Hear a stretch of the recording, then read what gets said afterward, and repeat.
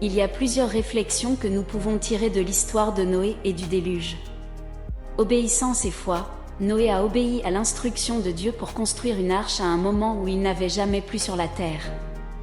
Non seulement il a construit l'arche, mais il a aussi rassemblé toutes sortes d'animaux à l'intérieur. Cette histoire nous enseigne l'importance de faire confiance et d'obéir à Dieu, même lorsque nous ne comprenons pas entièrement ses plans. Justice et intégrité, Noé est décrit dans la Bible comme un homme juste et intègre de sa génération. Bien qu'il ait vécu à une époque de grande méchanceté et de corruption, Noé a choisi de vivre selon les principes de Dieu. Cela nous apprend que nous devons rechercher la justice et l'intégrité, même au milieu d'une société qui ne partage pas ces valeurs. Châtiment et miséricorde, l'histoire du déluge est une histoire de châtiment divin en raison de la méchanceté et de la corruption de l'humanité. Cependant, c'est aussi une histoire de miséricorde. Dieu a épargné Noé et sa famille et a établi une alliance avec eux, promettant de ne plus jamais détruire la terre par un déluge. Cela nous montre que, bien que Dieu soit un juge juste qui punit le mal, il est aussi un Dieu d'amour et de miséricorde qui souhaite sauver et non détruire. Renouveau et espoir, l'histoire de Noé se termine avec la terre sèche et la vie recommençant. Cela peut nous enseigner que, malgré les difficultés et les défis, il y a toujours de la place pour recommencer et renouveler l'espoir. Enfin, l'histoire de Noé nous enseigne qu'au milieu des tempêtes de la vie, il est possible de trouver la sécurité en Dieu. Tout comme l'arche de Noé, Dieu peut nous protéger et nous conduire vers un lieu de sécurité et de paix.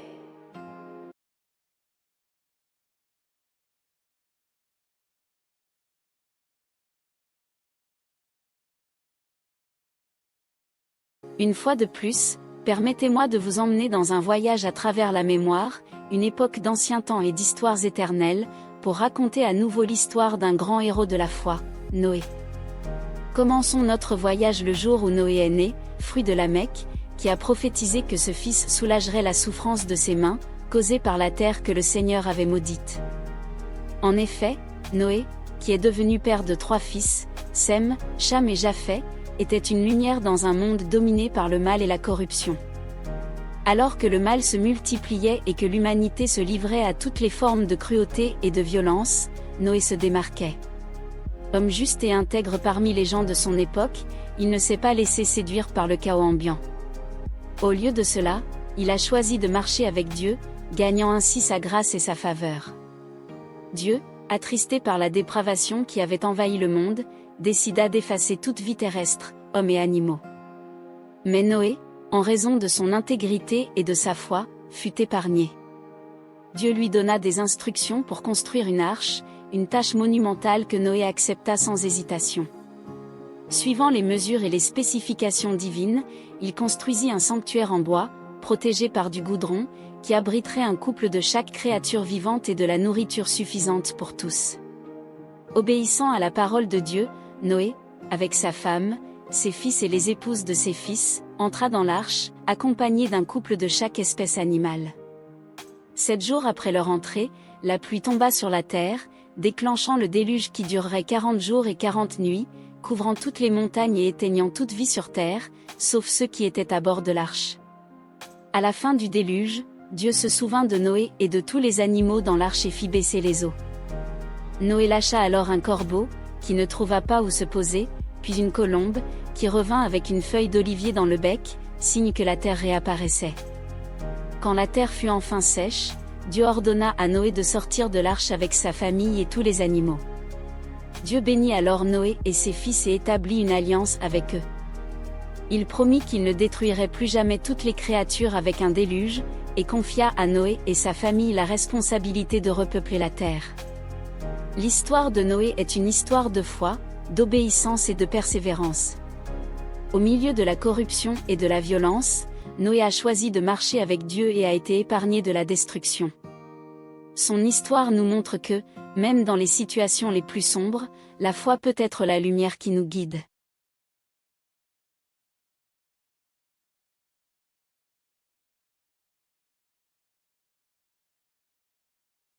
La historia de Enoch esta, de Echo, l'una de peculiaridad idetal fascinante. Aquí alguno resaltante. Enoch y la longe vida antediluviana, en la época de Enoch, se quanta en Génésis que las persona viviancianto de anno.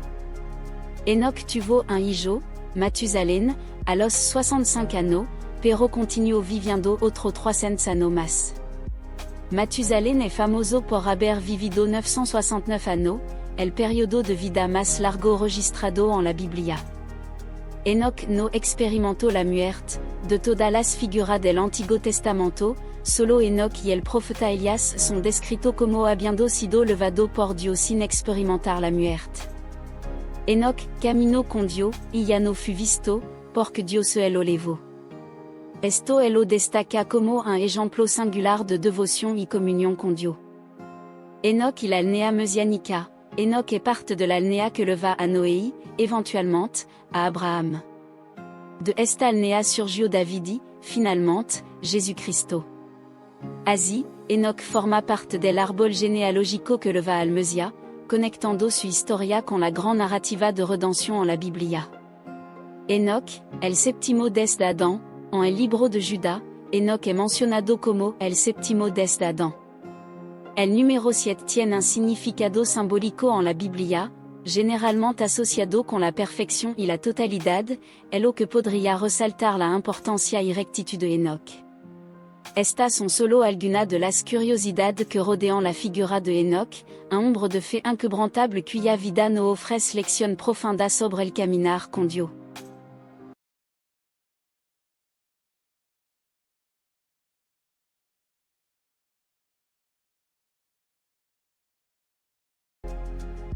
Après avoir embarqué dans le voyage d'Enoch, la première et la plus évidente leçon que nous pouvons en tirer est l'importance de marcher avec Dieu.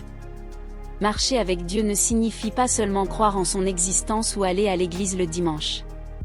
Cela signifie faire de la foi un composant central de notre vie quotidienne, dans toutes les décisions que nous prenons, grandes ou petites.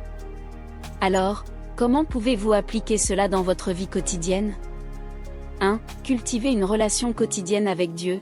La vie d'Enoch n'a pas été marquée par un événement spectaculaire, mais plutôt par une communion constante avec Dieu.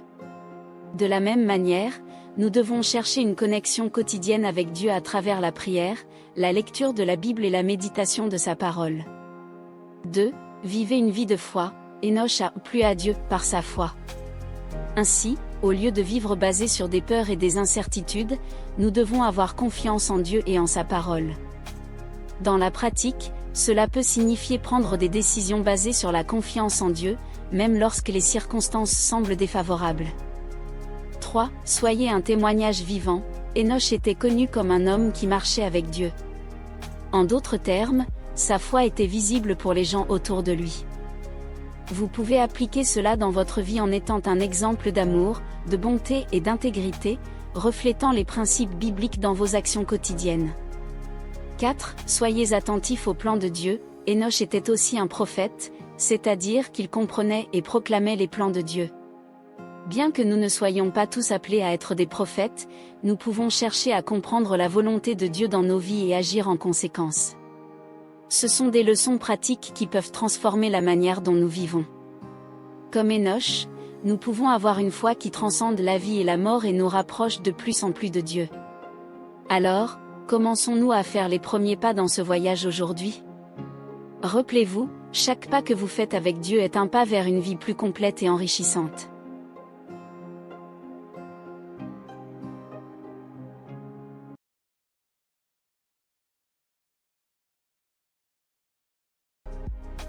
Antes de embarcarnos en este fascinante viaje, dale a me gusta, suscríbete al canal, activa las notificaciones y sobre todo comparte esta historia con alguien que crees que la amará. Ahora, vamos allá. Imagina una figura heroica, no de esas con capas brillantes o superpoderes, sino un hombre con una fe inquebrantable cuya vida trascendió el tiempo y el espacio. Este es Enoch, nuestro héroe de fe, del cual nos habla el libro de Génesis. Ahora estás en los albores de la humanidad, viendo a Enoch nacer de su padre, Jared. La humanidad todavía está en sus comienzos, con personas viviendo cientos de años.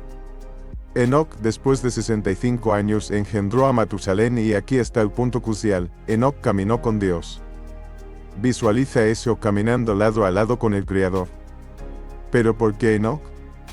¿Por qué fue elegido para caminar con Dios? Hebreos nos da la respuesta. Debido a su fe inquebrantable, Enoc ganó la aprobación de Dios. Ahora imagina los años pasando, uno tras otro, cada uno lleno de la presencia constante de Dios.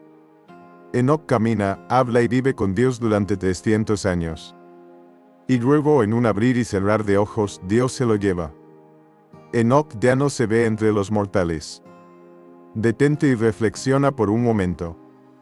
¿No sería increíble como Enoc caminar tan íntimamente con Dios que no experimentaras la muerte? Es un concepto que desafía nuestra comprensión, pero eso es lo que la fe puede hacer. Enoc también era un profeta.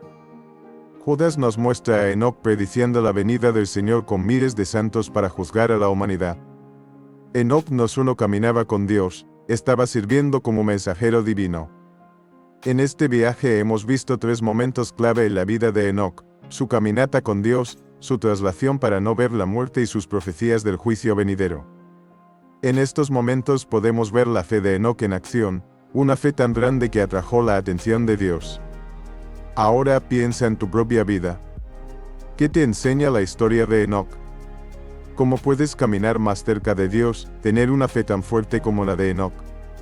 La respuesta está en nuestro viaje con Enoc, en la profundidad de su fe y en la intimidad de su caminata con Dios.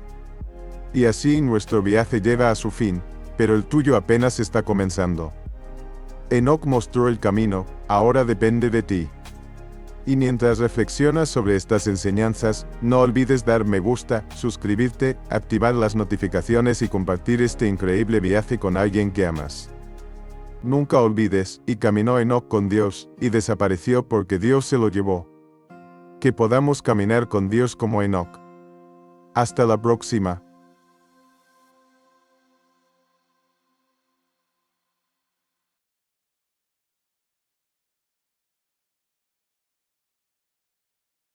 Bonjour et bienvenue sur notre chaîne. Aujourd'hui, nous allons explorer la fascinante histoire d'un héros de la foi dont la vie nous défie et nous inspire à chaque lecture, Enoch. La Bible raconte qu'Enoch vécut 365 ans, mais ce qui est le plus intriguant, c'est qu'il n'a pas connu la mort comme tout le monde. Il a simplement marché avec Dieu, et il ne fut pris, car Dieu le prit. Imaginez, sa foi et sa communion avec Dieu étaient tellement intenses qu'il fut emmené directement en présence de Dieu. Mais comment Enoch a-t-il réussi à atteindre une telle intimité avec Dieu? Qu'est-ce qui a fait d'Enoch cette figure si spéciale? Ce sont les questions que nous allons explorer.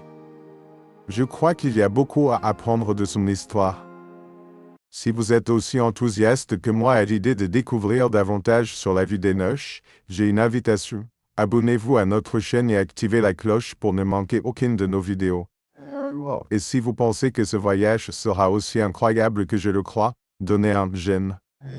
Maintenant que nous avons dévoilé un peu plus de la vie d'Enoch, nous sommes émerveillés par la foi exemplaire de cet homme qui a choisi de marcher si près de Dieu qu'il a été emmené directement en sa présence. Quelle merveilleuse leçon pour nous tous. J'espère que la vie d'Enoch a touché votre cœur autant qu'elle a touché le mien. Et si c'est le cas, j'ai une dernière demande. Partagez cette vidéo avec vos amis et votre famille. Diffusons l'histoire inspirante d'Enoch et peut-être inspirons d'autres à rechercher cette même intimité avec Dieu. Merci de nous avoir accompagnés dans ce voyage incroyable. Restez avec nous, car il y a beaucoup d'autres histoires bibliques inspirantes que nous explorerons ensemble. À la prochaine.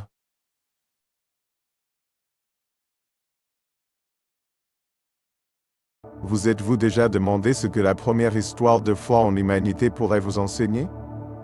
Aujourd'hui, vous et moi allons découvrir ensemble, à travers le regard d'Abel, le premier héros de la foi mentionné dans la Bible. Abel était un jeune berger, fils d'Adam et Ève. Il était le personnage principal d'une histoire de foi et de sacrifice qui a traversé les siècles. Vous vous demandez peut-être, en quoi la vie d'un berger a-t-elle un rapport avec moi? Je vous le dis, beaucoup plus que vous ne l'imaginez. Il avait un frère, Caïn, laboureur de la terre, qui était en constant duel fraternel. Au cœur de ce conflit se trouvait le plus grand dilemme d'Abel, son offrande à Dieu était plus appréciée, alimentant l'envie et la colère de Caïn. Mais pourquoi Abel, le berger paisible, était-il plus apprécié? Parce qu'Abel donnait le meilleur de lui-même, tandis que Caïn se contentait de suivre le protocole. C'est la première leçon qu'Abel nous donne. Le meilleur que nous avons à offrir à Dieu et au monde, ils ne sont pas des biens matériels, mais la sincérité et le dévouement que nous mettons dans nos actions. Car la vraie valeur réside dans nos cœurs. Répétez avec moi, la valeur est dans nos cœurs.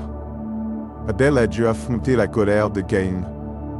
Il a probablement essayé d'apaiser la situation. Peut-être a-t-il dit, Caïn, ce qui compte, c'est l'intention, pas d'offrande. Mais Caïn ne l'a pas écouté. À la fin, Abel a payé de sa vie le prix de l'envie de son frère. Cet épisode traumatisant a été une grande injustice. Abel, le juste, a été sacrifié. Mais même dans sa mort, Abel est devenu un martyr. Parce que l'injustice que nous subissons ne nous définit pas. Ce qui nous définit, c'est la manière dont nous y répondons. Abel a choisi la foi, l'intégrité et l'amour avant tout. Et c'est la plus grande leçon qu'il nous a laissée. Alors, je vous pose la question, êtes-vous prêt à donner le meilleur de vous-même, même si les autres ne comprennent pas? Êtes-vous prêt à défendre vos principes, même si cela coûte cher? Abel l'était. Et pour cela, il est notre héros. C'était l'histoire d'Abel, un homme de foi et de principe, qui nous a appris que la vraie valeur ne réside pas dans nos possessions, mais dans nos cœurs. Répétez avec moi, pour la 3e fois, la valeur est dans nos cœurs. Maintenant, je vous demande, n'oubliez pas Abel. Emportez son histoire avec vous, célébrez le héros qu'il a été et aspirez à être un héros dans votre propre vie, en donnant le meilleur de vous-même et en défendant vos principes. Et si cette histoire a touché votre cœur, je vous invite à la partager. Partagez l'histoire d'Abel. Parce que des histoires comme la sienne méritent d'être racontées et racontées à nouveau. Et ainsi, Abel, même après tant de siècles, continuera à vivre parmi nous. Avez-vous le courage d'Abel? Partagez votre histoire. Ensemble, nous pouvons garder vivant le souvenir d'Abel, le premier héros de la foi. Vous êtes le prochain héros. Commencez maintenant. Le moment est maintenant. Ici est le lieu. Vous êtes le protagoniste de votre propre histoire de foi. Et souvenez-vous, la valeur est dans nos cœurs.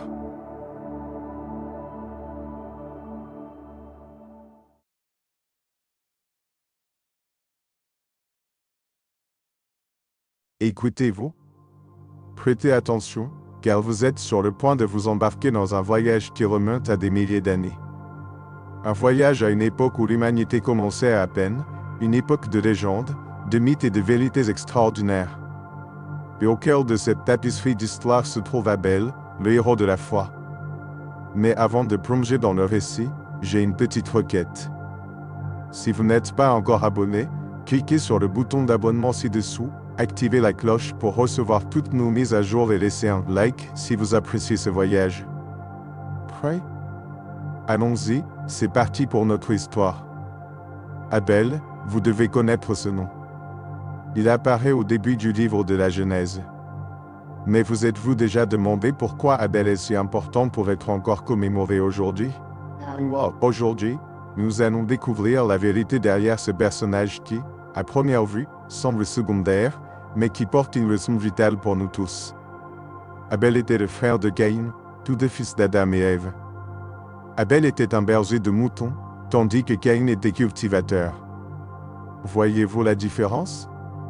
Caïn travaillait le sol maudit par Dieu, tandis qu'Abel prenait soin des moutons, des animaux qui deviendraient plus tard le symbole du Christ lui-même. Et il y a eu un jour où les deux frères ont présenté leurs offrandes à Dieu. Caïn a apporté les fruits de la terre et Abel les premiers-nés de ses moutons. Voyez-vous la différence? Abel a offert à Dieu le meilleur qu'il avait, tandis que Caïn n'a apporté qu'une partie de ce qu'il avait cultivé. Dieu, dans sa sagesse infinie, a considéré Abel et son offrande. La foi d'Abel était si palpable, si vibrante, qu'elle devenait presque visible dans son offrande. Abel avait une foi pure, la croyance que Dieu méritait le meilleur, et c'est exactement ce qu'Abel lui a offert. Car la foi d'Abel était quelque chose de nouveau, quelque chose de révolutionnaire. Mais Caïn, pauvre Caïn. La colère l'a envahi et la jalousie a souillé son cœur. Le visage autrefois fier était maintenant baissé, et Dieu, dans sa miséricorde, a encore interrogé Caïn sur la raison de sa colère. Dieu était là, donnant une seconde chance à Caïn. Vous voyez, l'histoire d'Abel et de Caïn est une histoire de choix et de conséquences. Abel a choisi d'offrir le meilleur à Dieu. Caïn a choisi la voie de la jalousie et de la colère. Abel est un héros, non pas parce qu'il a accompli de grands exploits, mais parce qu'il a vécu une vie de foi. Souvenez-vous d'Abel. Souvenez-vous du héros de la foi qui, même après sa mort, continue de parler. Car la vérité est que l'histoire d'Abel est notre histoire à tous. Nous avons tout le choix d'être comme Abel ou comme Caïn. Le choix est nôtre. Maintenant, vous pouvez vous demander, comment puis-je être comme Abel? Comment puis-je avoir une foi si profonde qu'elle continue de parler même après ma mort? Voici votre réponse. Donnez le meilleur de vous-même à Dieu. Croyez en lui de tout votre cœur. Vivez votre foi de manière si intense qu'elle puisse être vue dans vos actions. Car c'est ainsi que la foi d'Abel continue de nous parler. Elle nous rappelle que Dieu est digne de notre meilleur. Alors, soyez comme Abel. Soyez un héros de la foi. Commencez maintenant. Aujourd'hui. Ici, car la foi d'Abel continue de nous appeler à une vie d'engagement total envers Dieu. Et c'est quelque chose qui vaut la peine d'être suivi. Peu importe où vous en êtes dans votre voyage de foi, il y a toujours de la place pour être comme Abel. Alors je vous invite, vivez pleinement votre foi. Faites-en votre priorité. Soyez le héros que Dieu a créé pour que vous soyez. Soyez comme Abel, le héros de la foi qui continue de parler. Rappelez-vous, la foi d'Abel continue de parler. Laissez-la parler aussi à travers vous. C'est tout. Et maintenant, êtes-vous prêt à relever le défi? Pour suivre le chemin d'Abel? Rappelez-vous, Abel est un héros de la foi, et son histoire est éternelle, car sa foi continue de parler. Êtes-vous prêt à laisser votre foi parler aussi?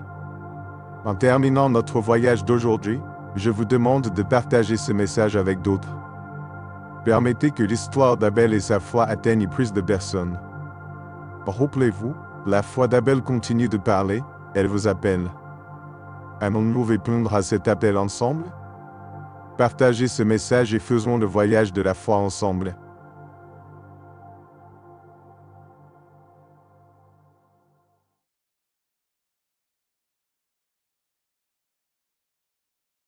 Vous, oui, vous là-bas. Vous êtes-vous déjà imaginé embarqué dans une épopée épique, marchant aux côtés de grands héros? Non, nous ne parlons pas de super-héros de bande dessinée. Nous parlons de vrais héros, de héros de la foi. Connaissez-vous la force de la foi? C'est la certitude de ce que vous espérez, la conviction de ce que vous ne voyez pas. Elle a guidé les anciens, a façonné leur histoire et a laissé un héritage qui nous inspire encore aujourd'hui. Et vous, vous êtes le prochain chapitre de cette incroyable histoire. Mais avant de continuer, je dois vous rappeler quelque chose d'important. Ce contenu est totalement gratuit et a été préparé spécialement pour vous. Alors, si vous aimez nos vidéos, abonnez-vous maintenant à notre chaîne, activez la notification et laissez un like. Cela nous aide à continuer à vous fournir du contenu que vous aimez. Maintenant, respirez profondément. Nous sommes sur le point d'embarquer ensemble dans ce voyage fascinant. Vous et moi. Prêts? Alors, allons-y. D'abord, nous rencontrons Abel, qui par la foi, a offert à Dieu un sacrifice plus agréable que celui de son frère Caïn. Il a prouvé que vous, comme lui, pouvez avoir du courage dans vos actions. Ensuite, nous connaissons Noé. Malgré toutes les adversités, par la foi, il a construit une arche pour sauver sa famille. Vous vous reconnaissez en lui. Vous aussi pouvez être un héros pour ceux que vous aimez. Poursuivant notre voyage, nous avons Abraham, qui par la foi, a obéi à l'appel de Dieu et est parti pour une terre inconnue. Comme Abraham, vous pouvez aussi suivre des chemins inconnus si vous croyez qu'il y a quelque chose de mieux qui vous attend. Ensuite, nous sommes inspirés par Sarah, qui, malgré son âge avancé, par la foi, a conçu un enfant, car elle croyait en la fidélité de Dieu. Comme elle, vous aussi pouvez croire en l'impossible. Notre voyage nous mène à Moïse, qui par la foi, a ouvert la voie pour le peuple de Dieu à travers la mer Rouge, les menant à la liberté. Vous aussi pouvez, comme Moïse, être appelé à diriger et à libérer. Avec la foi, vous pouvez surmonter n'importe quel obstacle. Vous pouvez déplacer des montagnes, renverser des murs comme ceux de Jéricho, affronter des lions comme Daniel, défier des géants comme David et même ramener les morts à la vie. Pourquoi? Parce que la foi est la clé qui ouvre les portes de l'impossible. Vous pouvez vous demander, pourquoi moi? Pourquoi maintenant? Pourquoi ici? La réponse est simple, parce que vous êtes appelé à être un héros de la foi. Maintenant est le moment et ici est le lieu pour vous de commencer ce voyage. Vous faites partie de cette lignée de héros de la foi. Et le voyage ne se termine pas ici. Il y a quelque chose de mieux qui nous est promis. Êtes-vous prêt à devenir une partie de cette incroyable histoire de surpassement et d'inspiration? Alors, suivez les pas de ces héros de la foi. Vous pouvez faire la différence. Souvenez-vous toujours, lorsque vous rencontrez un obstacle sur votre chemin, que vous n'êtes pas seul. Vous faites partie d'une lignée de héros qui, avec foi, surmontent les adversités. Maintenant, je vous demande de partager cette vidéo. Plus les gens connaîtront ce voyage, plus les histoires de foi deviendront puissantes. Partagez votre foi, partagez cette vidéo et ensemble, nous pouvons faire la différence. Êtes-vous prêt à embarquer dans ce voyage de foi? Alors venez, nous vous attendons. L'histoire ne fait que commencer. Êtes-vous prêt à écrire le prochain chapitre? Embarquez dans ce voyage avec nous. Vous êtes le prochain héros de la foi. Vous êtes la prochaine grande histoire. C'est vous que nous attendons. Allons-y ensemble, faisons la différence. Êtes-vous prêts?